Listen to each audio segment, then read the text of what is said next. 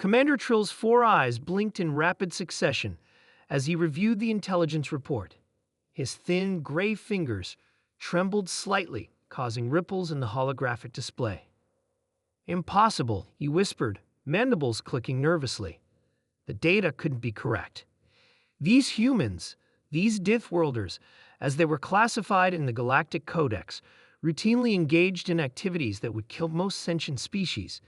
The report detailed recreational activities: marathons in scorching heat, swimming in freezing waters, climbing vertical rock faces without safety equipment. And now they were joining the Galactic Defense Fleet. The training facility on Moon Base Alpha buzzed with activity as the first joint human-alien military unit prepared for their mission. Lieutenant James watched as his new squad assembled. 3 humans including himself, and 4 aliens representing the Galactic Alliance's premier species.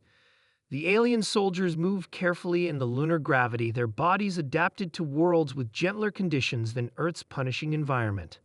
"Attention," James called out, his voice firm but not loud. The aliens flinched anyway. Their hearing was more sensitive than humans. "Today we begin integration training. Our mission will take us to the Outer Rim, where rebel forces have established a foothold. We need to function as one unit." Officer Vex, a slender reptilian with iridescent scales, raised a clawed hand. "Lieutenant, we've reviewed human physiology briefings, but wish to confirm certain claims." James nodded. "Go ahead. Is it true humans can repair broken bones?"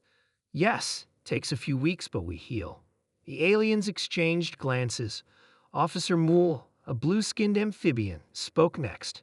"And humans regularly consume chemicals that would poison other species for enjoyment."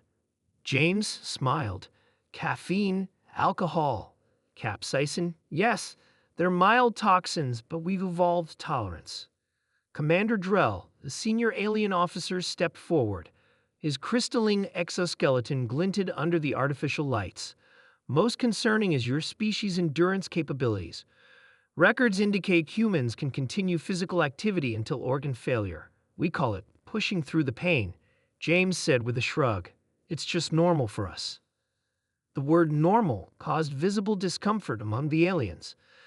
2 weeks into training, the differences became more apparent. During a simulated rescue operation, the human soldiers carried equipment loads twice what was recommended for alien physiology. When the environmental controls malfunctioned, dropping the temperature near freezing, the humans barely noticed, while the aliens required emergency warming protocols. In the mess hall that evening, Private Miller touched his metal fork to his tongue before using it. "What are you doing?" asked Vex, fascinated. "Checking if it's too hot," Miller explained. "You can detect dangerous temperatures with your mouth tissue?" "Sure, can't you?" Vex's scales flushed a deep purple. "Our species would suffer immediate tissue damage." Miller laughed. "Earth's full of stuff trying to kill you. You adapt." The mission came sooner than expected. A distress signal from Research Station Epsilon required immediate response. Intelligence suggested rebel forces had seized the station for its advanced weapons research. As their shuttle approached, James briefed the team. "Gravity will be 1.2 Earth standard. Higher than what you're used to," he told the aliens, "but we'll take point." "Atmosphere scans show toxin levels that exceed our safety parameters," Drell noted, his voice modulator betraying concern. Corporal Taylor, the 3rd human, checked her gear.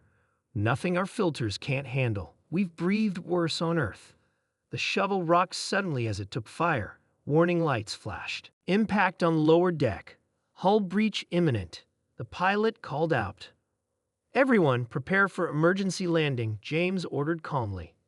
The aliens watched in shock as the humans secured loose equipment and braced themselves with practiced efficiency. To them, a hull breach was catastrophic. To humans, it was just another problem to overcome. The landing was rough. The shuttle skidded across rocky terrain before coming to rest at the edge of a steep ravine. Emergency systems engaged, sealing the breached sections. "Status report," James called out. The humans had minor injuries.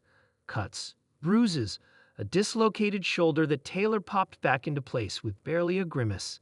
The aliens were physically unharmed, but clearly shaken. Station is 2 kilometers north, James announced after checking the navigation system.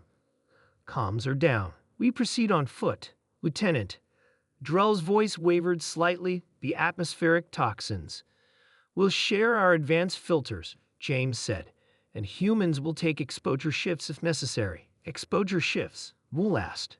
Short periods without protection. We can handle it. The aliens stared in disbelief.